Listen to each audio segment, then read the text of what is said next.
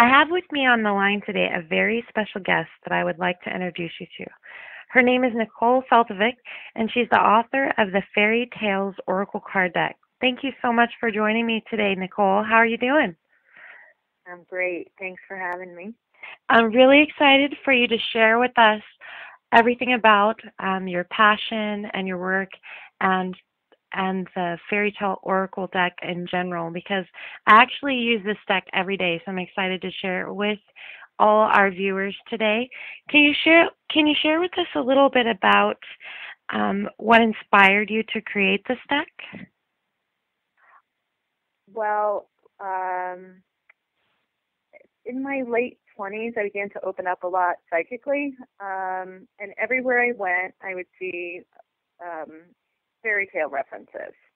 Hmm. And it began actually with The Wizard of Oz.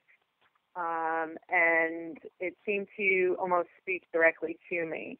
Um, Everywhere I went, there was some Wizard of Oz reference, and it seemed to answer a question that I had or something that was on my mind.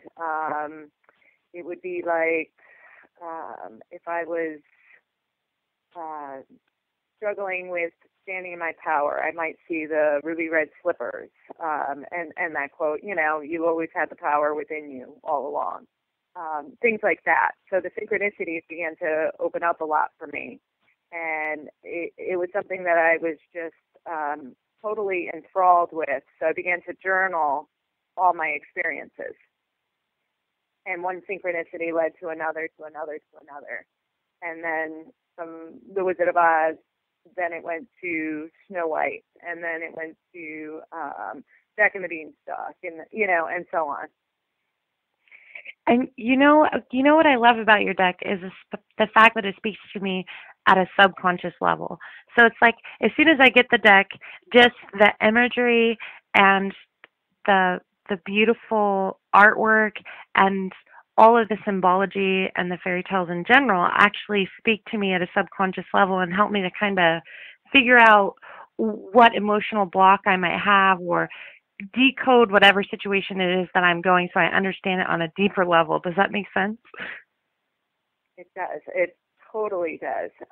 Because I believe that the fairy tales, like, we're surrounded by archetypes. We're in this, like, it's like a sea of archetypes that we live in.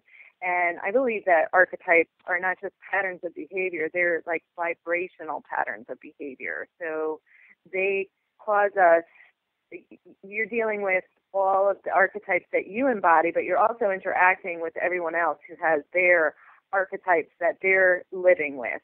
And these archetypes, you feel everything. Like it motivates you to act in a certain way, to behave in a certain way. So if we understand what our archetypes are, we can also use new archetypes to transform or transmute things that we don't like. And that's why the fairy tales, a lot of the fairy tales are like really empowering because there's like this blueprint within them that show us how to do that. And For this, like for example, in the Wizard of Oz, Dorothy begins in the beginning of the journey. She feels very much like a victim, and if you're going by the movie, everything's in black and white. It's there's not a lot of growth. If you're look at the landscape, it's like stark and barren. And then going through her journey, she starts to embody this kind of warrior archetype. And the more she resonates with the warrior archetype, the less that she identifies with the victim. oh, I understand. Yeah, and this is such a powerful thing, and it also reminds me a lot of the hero's journey. Do you Yeah. feel that it's similar, or is that something that actually inspired you to make this deck? I love Joseph Campbell. Hmm. I was very inspired by his work. I I read a bit of his work, but I also was inspired by his the videos that I watched with him. Yeah. And I kind of skipped over this question in the beginning, but can you tell us a little bit about your work in general and how you got started on your path to doing this work and just kind of what you do. Can you explain that? Okay. Well, basically, a lot of the synchronicities that were happening in my 20s, at the time I was a bartender, and I was not living a very healthy lifestyle. I started to get really strong messages. Dreams were starting to become very loud and clear, and my dreams were kind of pushing me away from that. And there was a lot of fear attached because there was this idea of security that I had connected to being a bartender. I knew I could make good money doing that. A part of my identity was kind of wrapped up in it because I had been doing it for quite a while, and so letting go of it was kind of challenging. But everywhere I went, the signs and the messages were the same, and that was one of the things that I began to pick up on. When Spirit is speaking to me, the message won't be changing. It will be the same message. It will be, repetitive. And part of that was learning, what message Spirit was giving to me and what message my ego was giving to me. So by discerning that, Spirit kept saying, you need to leave this lifestyle and pointing me in the right direction towards learning how to meditate, learning how to do yoga. Then it took me to learning Reiki. And then in the meantime, I was using the tarot, which I really enjoyed.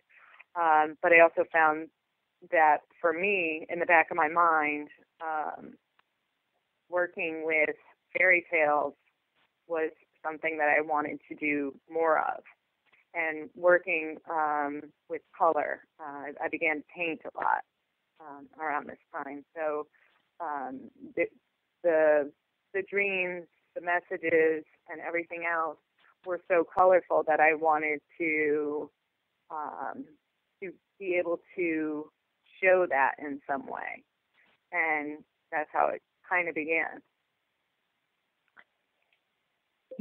And so do you also offer intuitive readings, and where can people find your website?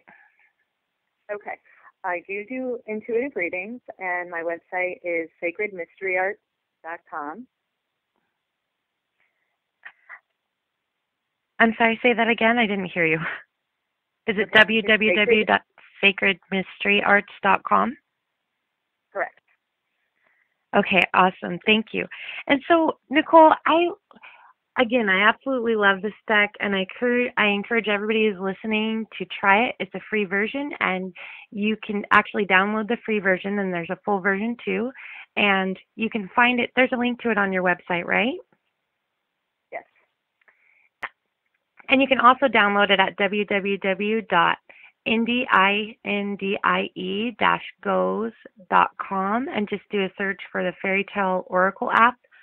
And I wanted us to talk about 3 of the cards I picked today that I thought were very interesting, and just have you kind of explain more about what they mean. And also I want you to teach us the best way to use your cards and really what's happening while we're using it to help us understand the benefit of using these beautiful cards. So I picked 3 cards, and the first one I wanted to ask you about was the Mirror card. Okay. So the Mirror card, I think, is really important because I think one of the things that a lot of people talk about is being a light worker and how important that is at this time. But what I think is even more important, or at least equally as important, is being able to work with your shadow. So shadow working is vital to being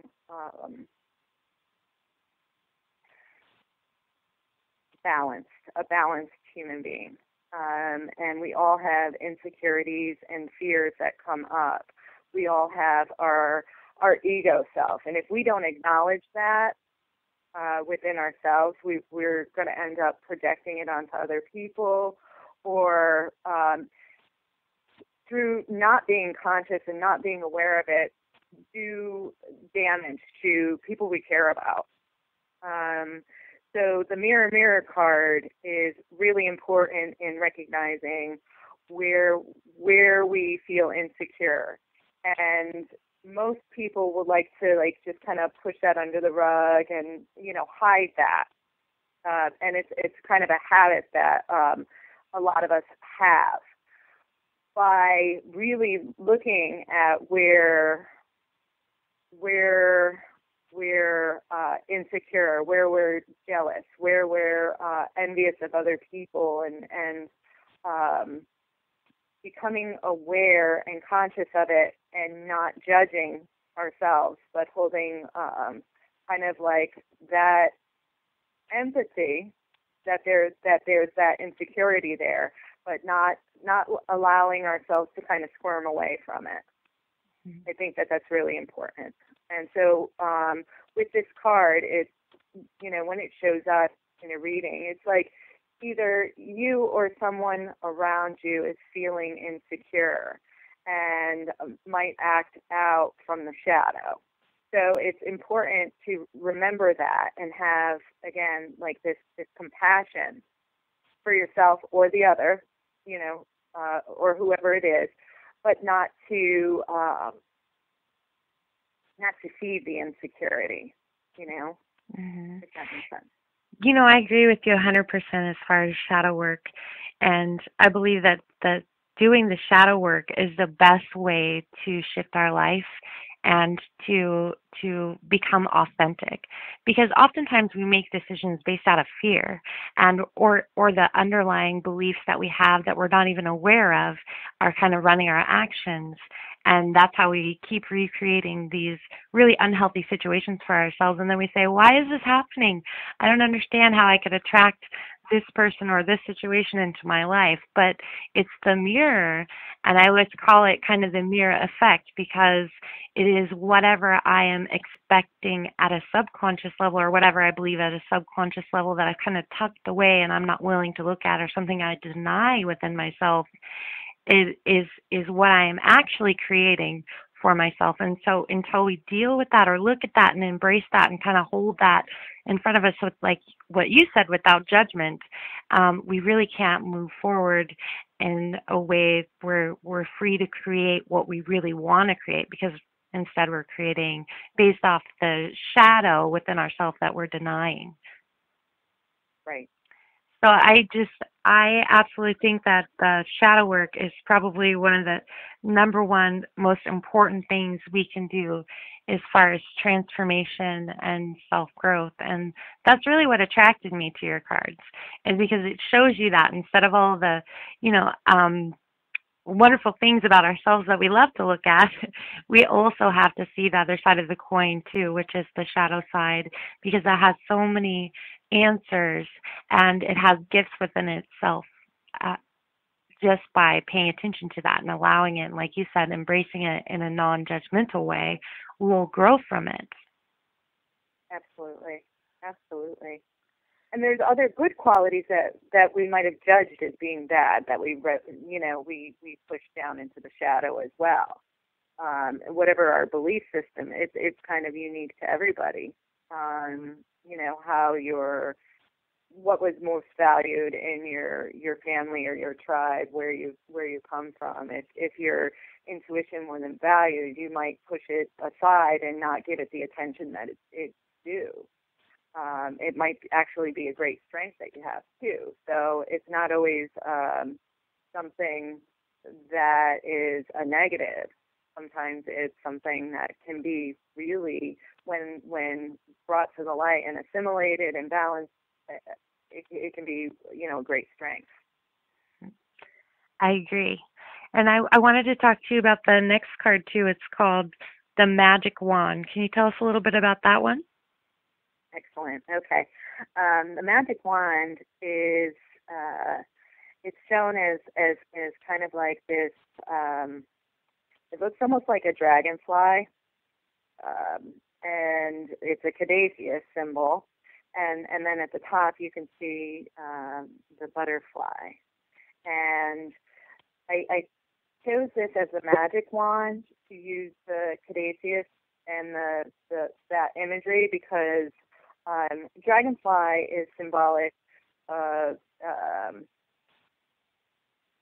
using light and color, but it's also symbolic of illusion. So it's like illusions of light and color, and with the butterfly on the top, it's a transformation. And the caduceus is a symbol of healing. So it's what's magic about it is healing our illusions so that we can transform our lives. So it's looking through and clearing what we had previously, what we believed to be true, and basically changing our minds about it, or transforming and transmuting something through healing it. And so it's healing our belief system, and then that creates the magic around us. That's why I called it the magic wand. It's not something that's like it's not an object. It's a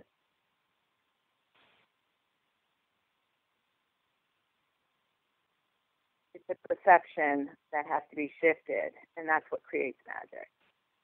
So it's kind of like aligning with our wholeness and who we really are at a spiritual level, our divinity. Mm-hmm.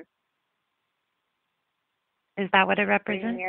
It's kind of like bringing in like a higher perspective to something that you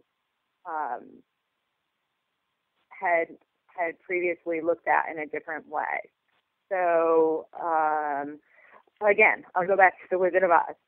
When Dorothy comes back from Oz to Kansas, she's looking at the people around her with gratitude and just in such a loving way. And before she went on this journey, she perceived that, like she felt like she wasn't being supported. She wasn't, she felt the victim. But then through the transformation of her perception, she just became grateful and loving, and that perception changed how she felt now about being home. Yeah, and that was the card I was actually going to talk about next, was Dorothy, but I'm thinking also of the Ruby Sneakers card. Is that the name of it? We can talk about that one too. Okay. So do you want to do the Ruby Sneakers? Oh, either one is fine. But when I think about, so what's the contrast between the two? Because I understand what you're saying about Dorothy, but then is the Ruby Sneakers the answer? The Ruby Sneakers are, to me, I guess, usually when I see shoes, she's given the shoes, she's shown the path. Basically, if you kind of look at it, when the house falls on the witch, she's given her, Glinda gives Dorothy those shoes and shows her the path. So basically, she's being shown, you need to walk in her shoes. Oh, I see. So basically, she's walking in the shoes of what she had pushed away as her shadow. So the shoes represent like putting on a new role, like walking in someone else's shoes, being shown a path. The path is like the yellow brick road. So it's like this path to the wizard is like a path to enlightenment. But she's walking in another person's shoes, so to speak. And so throughout the whole journey, when she comes face to face with the Wicked Witch of the West, it is her dissolving the shadow. So when the Wicked Witch of the West comes at her with fire, Dorothy throws water. Fire being anger and fear, and water being compassion and love. You can't fight fire with fire. And in order to dissolve the shadow, and then she takes the broom, so she assimilates it into herself. So her journey is kind of like, instead of it being, oh, that Miss Gulch is so mean, she, her mean cat and, scared Toto or whatever, it's not projecting it outwards to her. She assimilates it, and she kind of takes accountability and responsibility for her part and her shadow. And then she's able to come back and be, instead of feeling like everybody's out to get her, she looks around and sees the people that really do love her. But it wasn't their place to step in, you know? Yeah, and so a lot of times I think our perception as children are, you know, we feel helpless. We feel like, what's going on around us isn't fair, or all kinds of things like that. But once we get to the other side of it, once we assimilate our shadow and come back to that place of what's really happened is she's been refined, who she is on a soul level, but by going through this journey and that by walking that path of enlightenment, she has had to face her shadow. She has had to gather up all her courage, get her wits together and everything else. And who she is after the journey is I believe on a soul level that we're all we all have a great light within us. But I also believe that we have a responsibility to become the best that we can be, to hone and refine who we are on a personality level, or that it's not just who we are on a soul level. That's not the only reason we're here. We're here to, it's like a alchemical kind of thing, to become better people. Yeah, and I wanted to go back to what you said about Dorothy, because it's just, I think that that's really the essence of your deck in general, is that in the end, the gift is that she figures out that it was never about fighting the witch. It was about dealing with her own fears. It was about facing herself. And so even though it's like there's this scary witch, but really it's the projection of the scary witch and the belief in the world, even I think being scary in general, that causes us to have to face our shadow. And then we think we're fighting with the world, but really it's an internal thing, and we're fighting with ourselves. Very often, yeah. Yeah, that makes sense. For me, that's the way I interpret your deck is very healing, is that it's never an outside circumstance. It's always something that brings you back within yourself to say, oh, this is something that I can choose differently, or this is something that I can heal within me, that I don't have to give my power away to the witch and expect her to be a good person and leave me alone. More it's about the witch helping me to face and become that warrior within me, and to learn to cultivate the strength and the courage that I may be suppressing within me. Right. Well, for doing this interview with me. And is there anything you would like to share with the audience about how to use your deck before we wrap it up?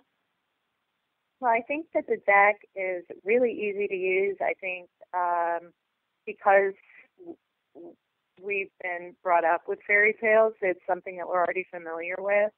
So people can use it as for their daily message if they have a question. Or I find it really helpful too, sometimes to work with one particular card or archetype for a little while and really, really embody what that archetype is bringing in. So, whatever the message is. So say you had the Lion King. So we would be really kind of working on being in your power, that kind of thing. But to work with it for a while, maybe a week, maybe 2 weeks, something like that, just really see how it can help to shift things that are going on around you. And, also you just reminded me of when we first started talking, and you were talking about what story am I, like that question kind of helped you to ask these questions that help you pay attention to the archetypes.